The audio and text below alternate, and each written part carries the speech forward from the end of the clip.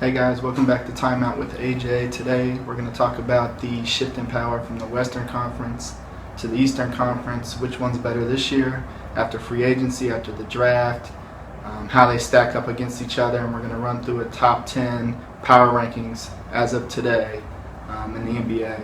So first, obviously, you have to start with the Golden State Warriors. They land Kevin Durant. You all know how I feel about that. If you don't, go back and watch my last video. Obviously, they got more talent, but it's all how does that mend, how does that weld, how do they play together, how do they learn each other's strengths and weaknesses. Will they have a better record this year than last year? I'm doubting that. That's going to be hard to do. So I think they're on a level all by themselves as number one on the power rankings. And then you jump into the real contenders. So the real contenders to me are at number 2, the Cleveland Cavaliers. They obviously showed in the finals that they can compete with the Golden State Warriors, and by LeBron James alone, he makes any team a contender. Jump to number 3, I got the San Antonio Spurs. Salute to Tim Duncan. Obviously had a great career, probably the most humble superstar we've ever seen, and in my book, the number 1 power forward of the game's ever seen. So salute to him, but they added Paul Gasol.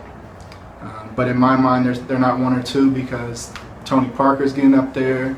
What's Ginobili going to bring? Well, not much, probably. Danny Green. I mean, there's a lot of question marks. The front court is obviously great, but it's the back court I'm concerned with. So then we go to number 4 on my list is the Los Angeles Clippers. They got a great nucleus there. They made a pretty good run last year, but there's question marks around the team. There's question marks around Blake Griffin. Will he be there or not? And we'll get to that later on when we talk about Boston. Okay, so this next group of teams are not necessarily the premier contenders, but there's a shot that they could make it. There's a shot that they could get past one of these great teams and actually make it to the finals and perhaps win a championship. So the first one I'm going to start with at number 5 is the Toronto Raptors. Based on their playoff play last year alone, they proved that they deserve to be there. They gave a lot of great teams a run for their money, and I feel like they're just 1 or 2 pieces away from making that next jump. Number 6 on my list, I put Memphis, so this is an interesting one. We'll see how they stack up with the rest of the Western Conference now that Gasol is healthy. Everybody knows Mike Conley got the richest contract in NBA history, which seems outrageous. He's a great player, but I can name 25 players better than him. At number 7, I have the Boston Celtics. They're probably the most talked about NBA team right now. They added Al Horford, which obviously makes them better right away. And then there's rumors swirling that they're either going to target Russell Westbrook or Blake Griffin. If either of those come to fruition, they obviously are going to jump up into that top 5, maybe top 4 contenders for the championship. Those would be huge league-altering moves. And obviously would add to my speculation that the East is just as good as the West now, and if you put one of those superstars over in the East again, it's almost a dead heat at that point. Number 8, I have the Indiana Pacers. This is again another interesting one. They kind of overhauled their team, switched from a defensive mind to offensive minded team. They added Jeff Teague. They added Thaddeus Young and Al Jefferson, so they got a lot of offense coming. But the problem to me is how are those guards going to match up with some of the premier guards in the NBA on defense? Who's going to guard a Dwayne Wade? Who's going to guard a Kyrie Irving? Who's going to guard these guys?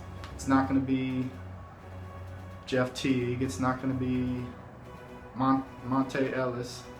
They're just too small, and neither one is really a premier defender like they have with George Hill. George Hill could be the Klay Thompson and guard the hardest guard on the court. So they lost that with the trade, but I did feel like they got better. They got a lot of offensive weapons now, so we'll see what they can do with them. After there, this is a toss-up, 9 and 10 to me. They're so close. The Detroit Pistons. They're a scrappy team. They fight hard. They got a lot of big bodies that they can rotate in and out. I think they're just built to get better and better. They're obviously on the way up. And then you got number 10, the Utah Jazz. This is maybe a shocker to some people, but a lot of people are talking about the Jazz. They've been talking about the Jazz. They have all this potential. They have all these young stars, all these future prospects type of players, and they're just waiting for some of them to come to fruition. They added, from the Pacers, they added George Hill, so he had some veteran leadership. and then you add somebody like Exum coming back in the lineup. You got a lot of things, a lot of pieces to work with to finally make that jump, and they'll be a playoff team for sure. It's just will they be as good as number 10 overall? We'll wait and see. So I have two more teams I'm just going to touch on. They're not in my top 10 power rankings, but I think they'll be interesting to watch this year. First is the Chicago Bulls. Dwayne Wade comes home. You add Rondo, you lose Paul Gasol, you lose Noah and Rose, but I think those were out the door already anyway. So you actually give your team a chance to at least make a playoff run. Are they championship contenders at this point? Obviously not. I think they're going to struggle with spacing. You have two guards that neither one of them shoot the three very well. You don't have the spacing forward. It's just going to be tough to get shots. Everybody's going to condense the lane and really force them to make jump shots, and I don't know if they can do that. I think Jimmy Butler's a star. He'll do great, but is he enough to carry the team? I don't know yet. We'll see. And then the second team that's not in my top 10, but it will be interesting, will be the New York Knicks. I think they took a calculated risk. They brought in Derrick Rose and Noah on pretty fair deals, team deals, based on what everybody else was getting. I mean, look at Ryan Anderson, got $20 million a year. So to bring Noah in, to bring D Rose in on the deals that they got really isn't bad. And they had an underrated guy, Courtney Lee. I think he plays both ends of the ball well. He shoots the three, he defends. He's the perfect type of two guard that you want on a team like that, especially when you got shot makers like D Rose and Carmelo that are going to get the majority of the shots. It'll be interesting to see how that one turns out, but I think they got a lot of talent. How long will it take them to get together to play as a team? That's unknown, but the pieces are there to at least make a mini run. They'll get to the playoffs, I'm sure, and we'll see from there.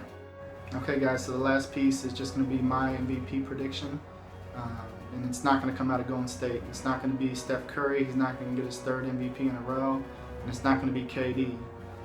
I think they really take each other out of the equation because they're both going to have to sacrifice shots. They're both going to have to sacrifice their play to make the team better.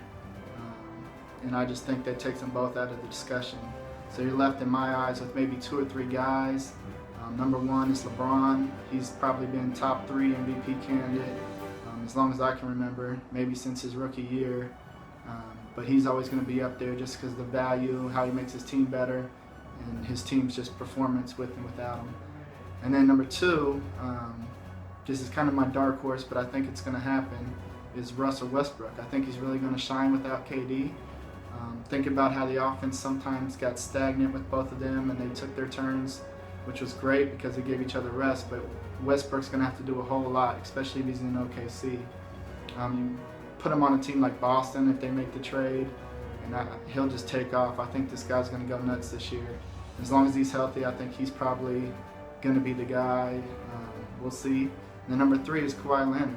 He's gotten better and better each year. I don't know that anybody's as close to a LeBron type as Kawhi Leonard, and I think he can do it all. So if he can somehow get the Spurs up to that same level that they're used to, you take Golden State guys, Curry and KD, out of it, you're left with maybe 2 or 3 MVP candidates in my eyes, and those are the 3 guys. If I had to pick now, I'd go Westbrook if he stays on OKC. If he leaves OKC, I got to go with LeBron. Who else would it be, LeBron or Kawhi? So I'll go with Westbrook if he stays in OKC. If he leaves, I'm going LeBron. So you heard it here first. This is months ahead of the season. Obviously, a lot can happen between now and then, so there could be injuries, there could be trades. We'll see how it pans out, but it's not going to Golden State. I can tell you that right now. See you next time, guys.